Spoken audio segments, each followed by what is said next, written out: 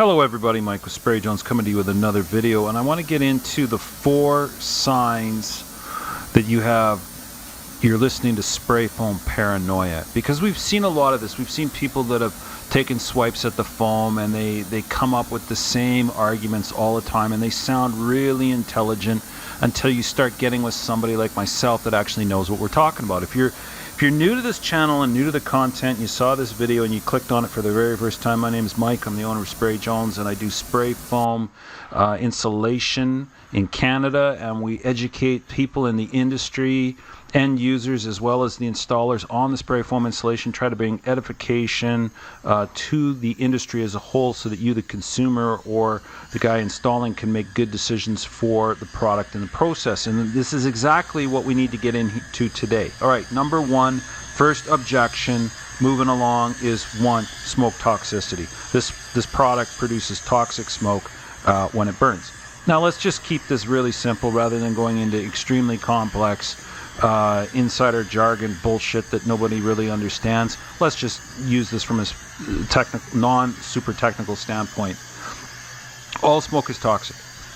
All smoke is toxic, period. You cannot breathe the smoke from red oak or your favorite cigar. You can't fill the entire room up with a pack of Marlboros or Cohiba number 2s and breathe all of that smoke in and be fine. Your lungs are not meant to take smoke. I heard it said one time that the smoke inhaled off of one electrical switch, so like a switch plate, you have your light switch up and down, on, off, the switch plate, that one switch plate would kill you, right? Just like the same amount of nicotine out of one pack of cigarettes will kill you if you ingested it instantly, okay? Smoke toxicity is a problem, but your lungs are not meant to handle smoke. Temperature of smoke and the fact that most smoke contains the number one most lethal thing in it is carbon monoxide and carbon dioxide. So those two things alone are going to kill you outright, regardless of any other fancy chemical names. So don't get into this whole smoke toxicity thing. If it's burning, if your roof and walls and what have you, if it's burning, your house is burning, you are the heck and gone out of there, man. You are running.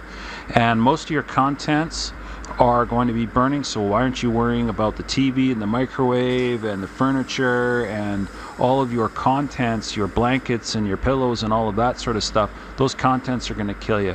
And if smoke temperature gets up high enough, it's going to sear your lungs and kill you from the heat damage. So this whole idea that you're going to sit around and enjoy the view while your house burns until the flames get into the wall or into the roof or into the cavities, and all of a sudden you've got foam on fire, and that somehow that toxicity from that smoke, that smoke plume coming your way, is going to be far more fatal to you than anything coming from the carpet and the chair and the lazy boy that you're sitting on, is just ludicrous. So don't get into this. There's no official building code index that I'm aware of at this time in Canada or the United States that grades products based on smoke toxicity. All smoke is toxic. It's going to kill you if you breathe it. Don't breathe it in. The spray foam is not rated and made.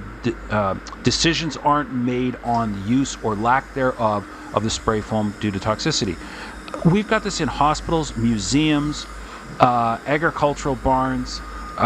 It carries a Green Guard Indoor Air Quality Award. So, but to sit there and say, well, it's when it burns, then I don't want to be around it. Well, yeah, you don't want to be around a lot of things when they burn. So, smoke toxicity, paranoia, number one. Okay, number two, moving on. Spray foam is highly flammable. Wrong. I don't know where these people come up with this stuff.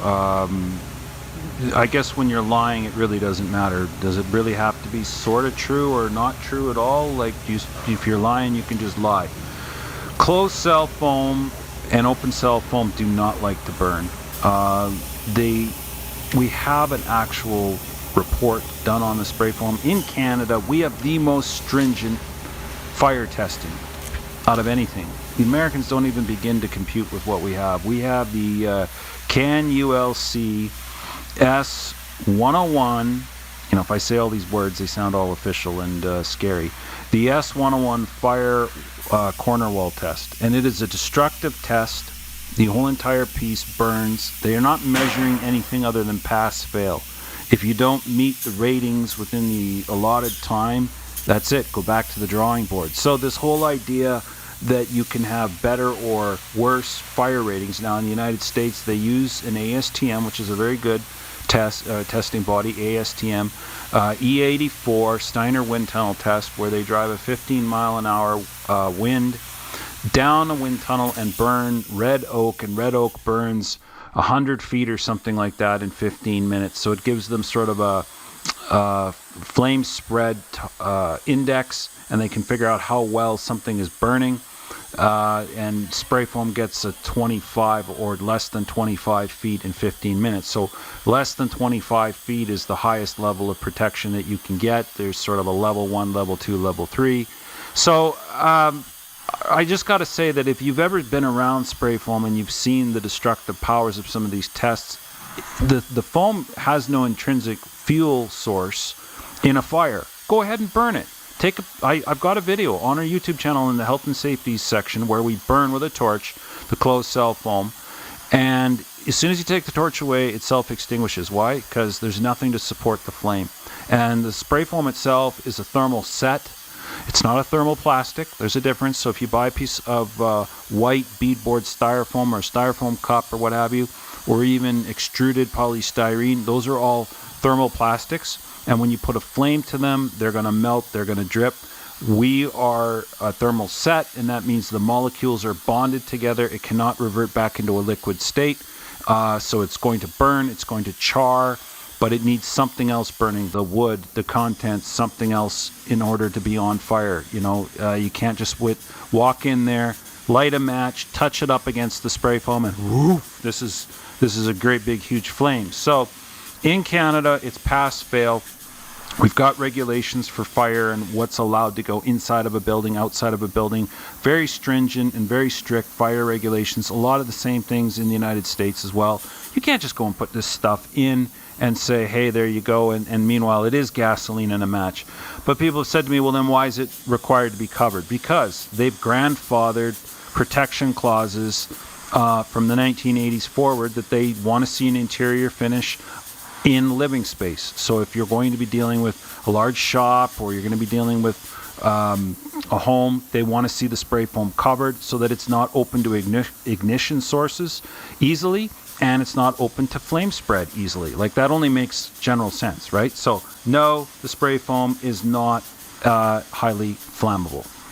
All right, third point, spray foam is made of toxic chemicals, or it's going to be leaching toxic chemicals forever.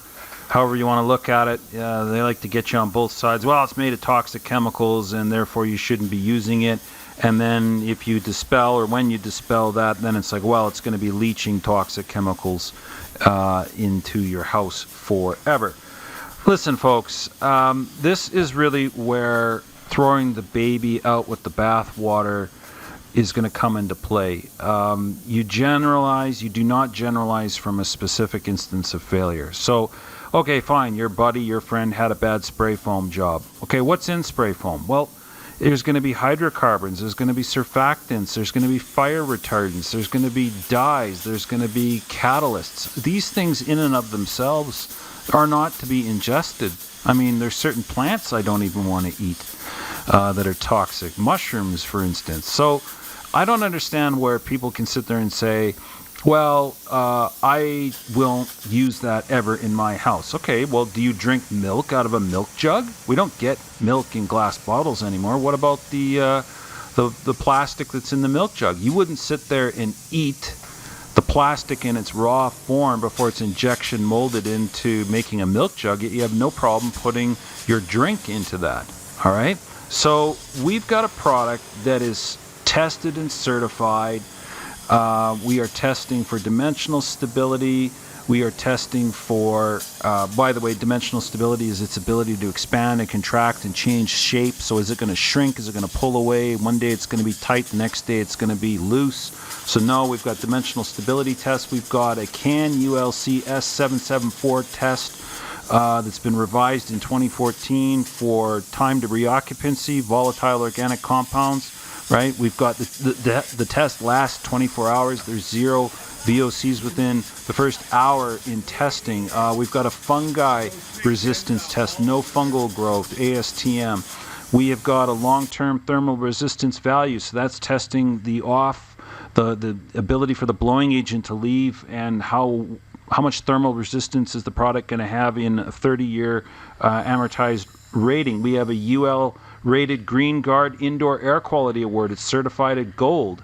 I've already gone over the CAN-ULC S101 fire burning test. We have a radon gas remittance coefficient.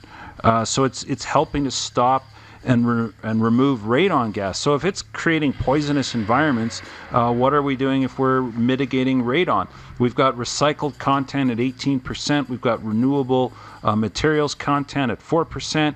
And we have got certifications with CCMC, which is in Canada. Like, you cannot put a building into a building where people are going to be occupying without CCMC certification. So the people come along and sit there and say, well, there's toxic products in it. Okay, well, there's toxic products in everything. There's toxic products when you make a candy wrapper, right?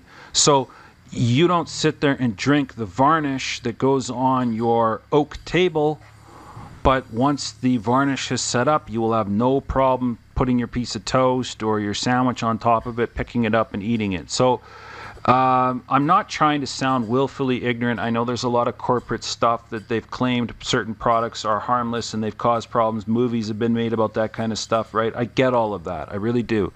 But at some point, we are the most heavily regulated and tested product of any type of insulation. Like, you go and try to find this in carpet. You try to find this in cabinetry.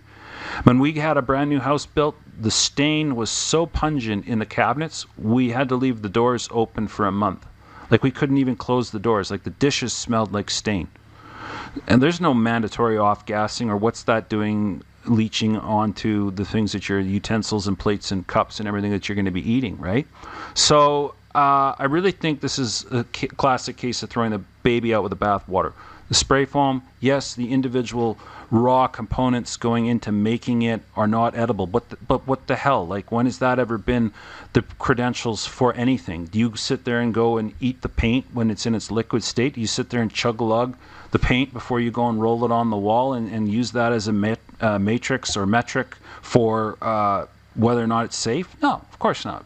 You're trying to use the final cured plasticized product. What is it going to be doing? And that's where all of the certification and the testing is.